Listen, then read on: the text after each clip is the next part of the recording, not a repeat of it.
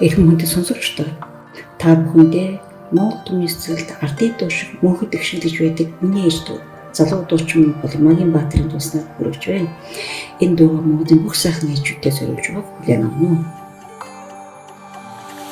Алтан дэлхийд үрийн бүэтэй хамт заяасан ангир урга шимүүлэн өсөх буян татарсан атар хэрийн ахилм цэцгийн үнэр шингэсэн аля хорхон үрийн хэдун сэтгэлэн баяссан